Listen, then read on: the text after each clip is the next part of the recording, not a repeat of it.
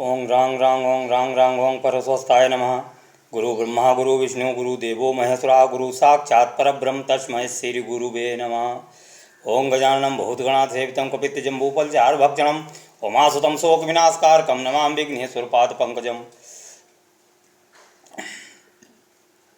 सर्वमंगलमांगल्ये शिवे सर्वार्थसाधिके शरण्ये त्र्यंबके गौरी नारायणी नमस्तुते।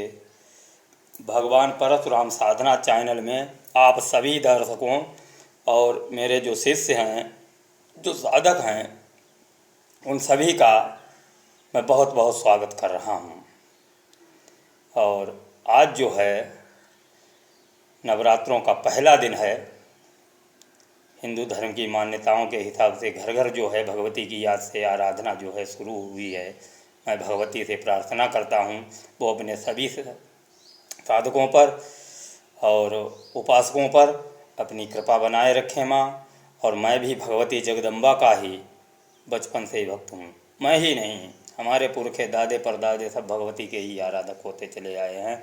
और बचपन से लेकर आज तक मैंने भी भगवती की ही आराधना की है। तो हमें किसी ने कमेंट किया था और उसमें ये बात पूछी थी कि गुरुजी ये बताइए, भगवती महाकाली ने जो है भगवान शिव के ऊपर पैर क्यों रखा है, वो भगवान शिव के ऊपर क्यों पैर रखे हुए हैं। तो ये उनका प्रश्न है। प्रश्न बहुत अच्छा है। देखो, कोई बात बताने में मज़ा भी तभी आता है जब कोई पूछता है तो चलो ये लगता है कि कोई सी के समझ में ना पड़े। जिसने पूछा है वो इसके विषय में थोड़ा बहुत जानता है, तभी उसने पूछा है, तभी उसके समझ में आएगा। कोई भी कहानी है, जब आप उसके विषय में कुछ नहीं जानते हैं तो आपकी जो है समझ में वो कहानी आएगी ही नहीं। तो बात तो लंबी है, लेकिन हम छोटे से ही वीडियो में इसे समेटने की कोशिश करेंगे। और बात को यदि उतना ही समझा दें तो समझ में नहीं आएगी। बात को हम शुरू से ही लेकर चलते हैं, वीडियो थोड़ा बड़ा हो जाएगा। ठीक बात है। तो समझिए बात उस समय की है। एक बार नारद जी ब्रह्मा जी के पास गए और बोले कि हे पिताजी, ये बताइए सृष्टि में सर्वश्रेष्ठ कौन है, किसकी आराधना करनी चाहिए। और पूरा संसार है जो है आप हैं इत्यादि देवता लोग जो हैं किसकी आराधना कर रहे हैं, ये संसार किसने बताया है। तो इस प्रश्न को लेकर जब वो अपने पिता से बोले तो ब्रह्मा जी बोले कि हमारे पास टाइम नहीं है नारद, आप अपने इष्ट भगवान विष्णु के पास क्यों नहीं चले जाते हो, वो आपके इष्ट हैं और वो जगत पिता हैं, पिता भी हैं, उनसे ये प्रश्न करिए जाके। तो जब नारद जी क्षीर सागर में पहुँचे तो उन्होंने देखा कि भगवान विष्णु गौमुखी में इस तरीके से जैसे माला जपी जाती हाथ डाले हुए और किसी की उपासना में संलग्न है, निरंतर उपासना कर रहे हैं। इस प्रकार से इन्होंने वो दृश्य देखा तो नारद जी बोले कि हे नारायण, और उनकी स्तुति वंदना की। तब उन्होंने आंखें खोली और कहा बताइए नारद जी कैसे आना हुआ। कहीं आना हुआ, एक प्रश्न था, हमने पिताजी से पूछा तो पिताजी ने जो है आपके पास भेज दिया कि क्या प्रश्न है। कई प्रश्न तो और बढ़ गया है जब आपके पास मैं आया हूँ कि हे प्रभु, आपसे भी क्या इस संसार में कोई श्रेष्ठ है, आपसे भी कोई बड़ा है, आप किसकी आराधना में यहाँ बैठे थे। तो उन्होंने कहा कि हाँ नारद, हमसे बड़ा है। कि बस यही प्रश्न है, बस यही समझा दीजिए, हमारे पिछले प्रश्न का भी उत्तर मिल जाएगा कि आप किसकी आराधना कर रहे हो। तो भगवान विष्णु ने कहा कि भगवती आदिशक्ति जगत जननी जो जगदम्बा है उसकी सब आराधना कर रहे हैं और उससे ही संसार की उत्पत्ति हुई है, उसके ही इच्छा से सब कुछ होता है, उसकी ही इच्छा से ये सृष्टि बनती है, उसकी ही इच्छा से सृष्टि जो है नष्ट हो जाती है। वो भगवती जो है मणिलोक में निवास कर रही है, उसने ही हम सबको बनाया है, उसकी ही इच्छा से मैं विष्णु पालन कर रहा हूँ, उसकी ही इच्छा से ब्रह्मदेव सृष्टि का निर्माण कर रहे हैं, उसकी ही इच्छा से जो है भगवान शंकर संहार कर रहे हैं, उसकी इच्छा से ही नारद तुम नारायण नारायण करताल और बीणा पर हमें जपा करते हो, उसकी ही इच्छा है कि तुम हमारे परमाराधक बनोगे। उस भगवती की आराधना सब कर रहे हैं। हे नारद, हम उस भगवती की जो है आराधना कर रहे हैं। तो नारद जी ने कहा कि उस भगवती के विषय में, पराक्रम के बारे में हे प्रभु थोड़ा बहुत तो हमें बताइए। तो नारद जी बोले सुन लीजिए, मैं एक आख्यान तुम्हें सुनाता हूँ कि महिषासुर नामक असुर जब पृथ्वी पर हुआ तो वो वरदानी था। कि उसे इस ब्रह्मांड में उपस्थित कोई भी शक्ति उसका वध नहीं कर सकती थी। धीरे धीरे उसका अत्याचार बढ़ता गया नारद। अत्याचार बढ़ने के बाद जब अत्याचार बहुत हो गया तो यक्ष किन्नर गंधर्व जितने भी मनुष्य ऋषिगण सबने जो है भगवती की आराधना शुरू की। कोई ह्रींकार में उस समय मगन था भगवती के बीज में, कोई श्रींकार का उच्चारण कर रहा था, कोई दान कर रहा था, कोई धर्म कर रहा था, कोई क्रीं जप रहा था, कोई क्लीं जप रहा था। ये सब भगवती के ही मंत्र हैं, बीज हैं कि अपने तरफ से भगवती की आराधना शुरू की। तब वो भगवती जो है यहाँ प्रकट हुई और हिमालय जो है शेर बनकर उसकी सवारी के लिए प्रस्तुत हुआ। यहाँ पर देखो, आप लोगों ने भगवती दुर्गा के दो रूप देखे होंगे। एक वो भगवती दुर्गा हैं जिनके 8 भुजाएं हैं, और एक वो भगवती दुर्गा कही जाती हैं जिनके 18 भुजाएं हैं। उनका नाम, जिनके 18 भुजाएं हैं उनका नाम है महिषमर्दिनी दुर्गा, और जिनके 8 भुजाएं हैं उनका नाम है केवल दुर्गा। जो महिषासुर को जिन दुर्गा ने मारा था वो मणिलोक में निवास करने वाली शक्ति जगत जननी जगदम्बा, जिसका कोई नाम नहीं है, वो अवतरित हुई थी। भक्तों ने महिषमर्दिनी नाम रख दिया, महिषासुर का मर्दन किया तो भक्तों ने नाम रख दिया। देखो, कोई भी अपना नाम अपने आप नहीं रखता है, नाम दूसरे लोग ही रखते हैं। तो जो भी नाम पड़े हैं वो भक्तों ने रखे हैं भगवती के, जब उन्होंने नाना रूप लिए। इस बात को जो है ध्यान से समझ कर चलो तो समझ में आएगी। बहुत सुंदर आख्यान है भगवती का। तो वो महिषमर्दिनी दुर्गा, उन्होंने महिषासुर का मर्दन किया और देवताओं को अभय प्रदान किया। इंद्रादि देवताओं ने भगवती की स्तुति की और ये बात पूछा, हे माता ये बताइए आप अपने भक्तों की रक्षा कैसे करती हैं? तो भगवती बोली कि देवताओं, मैं जिसकी रक्षा करना चाहती हूँ उसे अन्य लोगों की अपेक्षा अधिक शक्तिशाली बनाती हूँ। हमारी कृपा प्राप्त करने पर ही शेर बनता है, हमारी कृपा प्राप्त करके ही ये महिषासुर हुआ था। अभी तक तो इसकी मैं रक्षा कर रही थी, लेकिन इसके जब अत्याचार और अन्याय से ये धरा अकुला उठी तो इसका वध भी मैंने किया। मैं ही लक्ष्मी बनकर तुम्हारे घर में प्रवेश करती हूँ और मैं ही दरिद्रता हूँ कि रुष्ट होने पर मैं ही दरिद्रता बनकर तुम्हारे घर में प्रवेश करती हूँ। ये सारा संसार हमसे उत्पन्न हुआ है और हमसे ही थमा जाएगा। तुम्हारी जन्म देने वाली तुम्हारी माँ मैं हूँ और तुम्हारी भार्या भी मैं ही हूँ। भगवती ने कहा, अच्छा हुआ उस समय ये हुआ। अब आगे प्रश्न तो आपका है ये कि भगवती काली ने भगवान शंकर के सिर पर लात क्यों रखे हुए हैं, क्यों लात रखी थी, तो प्रश्न ये है। तो कहानी तो बहुत लंबी है, फिर मौका मिला अन्य वीडियो में समझाऊंगा टुकड़ों में, यदि किसी ने इस पर प्रश्न पूछे। मैं भगवती का आराधक हूँ और उनके विषय में चर्चा करने में हमें अच्छा भी बहुत लगता है। तो सुनिए क्या हुआ। तो महिषासुर के जो है करीब 8 सेनापति थे। चुच्छुर, अमात्य, महामात्य, प्रधानामात्य, बिडालाक्ष इत्यादि।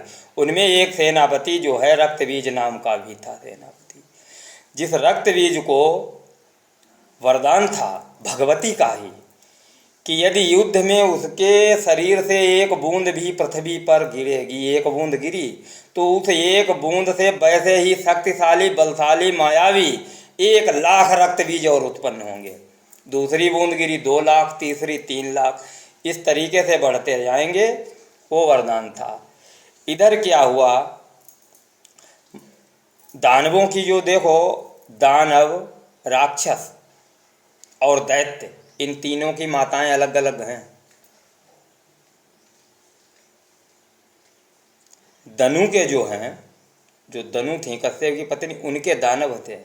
दनु के पुत्र थे रंभ और करम्भ। रंभ का ये पुत्र था, करम्भ तो मारा गया, कमारा ही। रंभ के पुत्र महिषासुर था। तो महिषासुर जो था राक्षस नहीं, दानव कुल में था।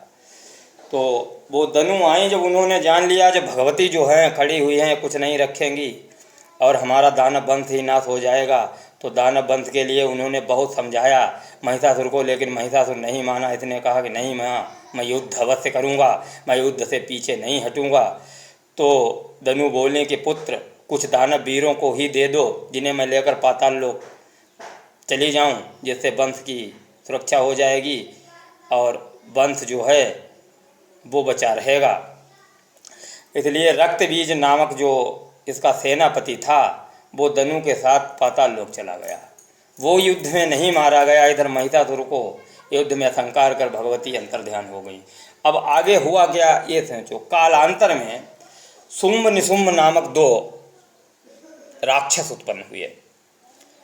उन्हें वरदान था भगवान शंकर का कि उन्हें कोई स्त्री शक्ति ही युद्ध में पराजित कर सकती है, कोई पुरुष नहीं पराजित कर सकता है। जब उन्होंने देखा कि वरदान हमें मिल गया है तो वो अन्याय और अत्याचार के रास्ते पर उतर आए। कौन? शुंभ और निशुंभ। इस कहानी को समझो, यहाँ से ध्यान से समझो। अब वो आपके प्रश्न का उत्तर जो है इस कहानी में मिलेगा। अब भगवती काली का जो है प्रकाट्य यहाँ पर होगा। महिषासुर के मारने में भगवती काली का प्रकाट्य नहीं हुआ था। तो भगवती जो है महिषासुर को मार के अंतर्ध्यान हो गई। भगवती महिषमर्दिनी जिनकी 18 भुजाएं हैं। अब समझिए आगे। तो जब इनका अत्याचार बहुत बढ़ गया शुंभ निशुंभ का, तो देवतागण जो थे वो वही भगवती की आराधना करने लगे। कोई ह्रींकार जपने लगा, कोई श्रींकार, कोई क्लींकार, कोई किसी के स्वरूप में मगन, किसी भगवती की आराधना सब करने लगे। तो देवताओं को एकांत में इस समय पूजा करते हुए भगवती पार्वती देवताओं के पास गईं और बोलीं कि हे देवताओं, तुम यहाँ एकांत में बैठे किसकी आराधना कर रहे हो? ये देवताओं से पूछा। ये देवताओं के पूछने पर भगवती पार्वती के शरीर से एक कन्या निकली और भगवती पार्वती के सामने खड़ी होकर उनके प्रश्न का उत्तर देने लगी। पार्वती की तरफ उस कन्या ने देखा और कहा कि ये मेरी आराधना कर रहे हैं। भगवती पार्वती उस कन्या की तरफ कुछ देर तक देखती रही। फिर वो कन्या मतलब जो है विशाल रूप में परिवर्तित हो गई।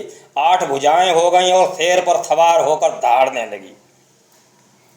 शेर की दहाड़ सुनकर शुंभ निशुंभ ने अपने गण चंड मुंड थे वो भेजा कि देखो ये आवाज़ किसकी है। उन्होंने जाके ये बात आके बताई है कि कोई 8 भुजा की जो है औरत खड़ी हुई है और उसका बाण शेर है वो दहाड़ रहा है। तो उसने कहा कि उसे लाओ, हमारे राज्य में लाओ। इसलिए देखो कहानी को 60 में खींच रहा हूँ कि वीडियो ज़्यादा लंबा ना हो, बात ये है। तो उसे लाने में सारे दानव वीर मारे गए। भगवती जो है सबका संहार करती रही उनका। और इधर क्या हुआ, इधर ये रक्तबीज जो समय महिषासुर के जमाने में चला गया था पाताल, ये 2 छोइणी सेना लेकर शुंभ निशुंभ की मदद के लिए पाताल लोक से आया था। जब इसके सारे दानव वीर शुंभ निशुंभ के मारे गए, कोई नहीं रह गया, तो युद्ध के लिए जो है शुंभ उठा। तो रक्तबीज ने कहा कि ठहरो महाराज, जब आप ही युद्ध में चले जाएंगे और हम आपकी मदद करने के लिए आए हैं, हमने आपके लिए क्या किया ये देखाएगा कौन? कहीं ठीक है रक्तबीज, लेकिन हम आपको आदेश तो नहीं दे सकते हैं कि आप युद्ध करिए, इसीलिए मैंने आपसे कहा नहीं आपकी इच्छा है युद्ध करने की तो ना करिए, आप आए हैं चले जाइए। कहीं नहीं महाराज, मैं आपकी मदद के लिए आया हूँ तो मदद अवश्य करूँगा।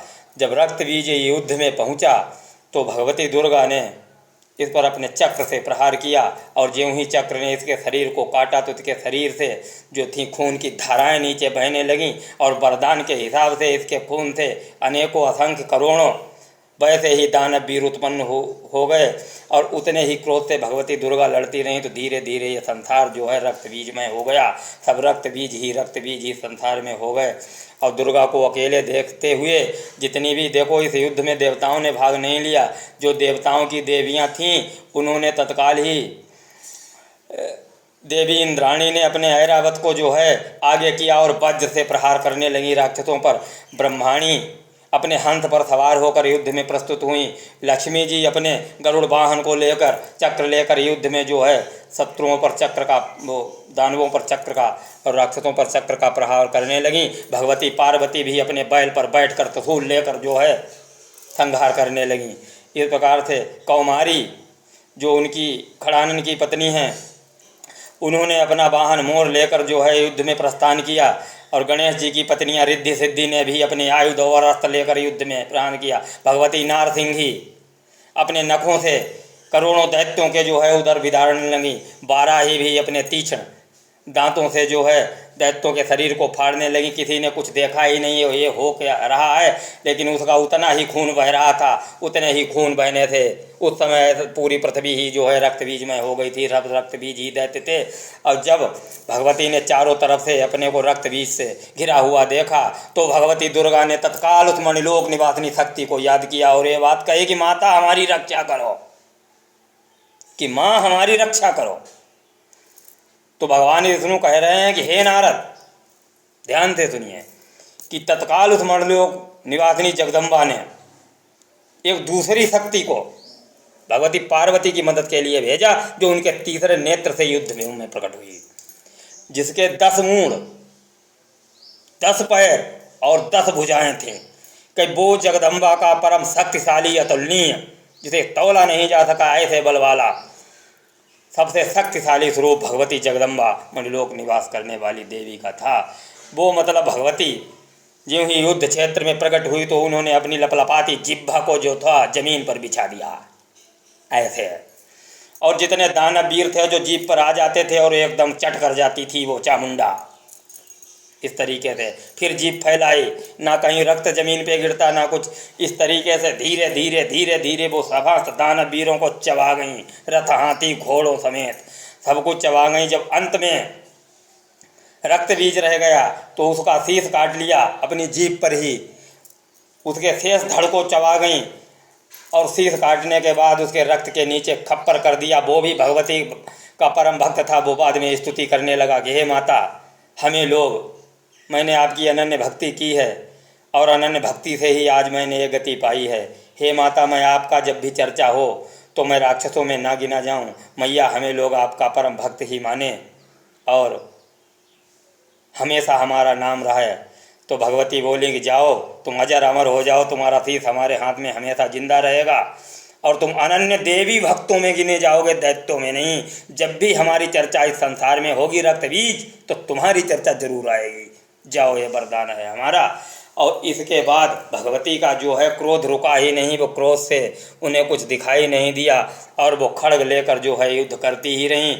युद्ध में कोई जब नहीं रह गया तो देवता भाग खड़े हुए, पृथ्वी पर कोई नहीं। सब देवता भाग के भगवान शंकर के पास गए, हे भोलेनाथ, अब माता को शांत कौन करेगा। उनने कहा ये तो है ही कि माता का क्रोध जो है शांत होने वाला ही नहीं है।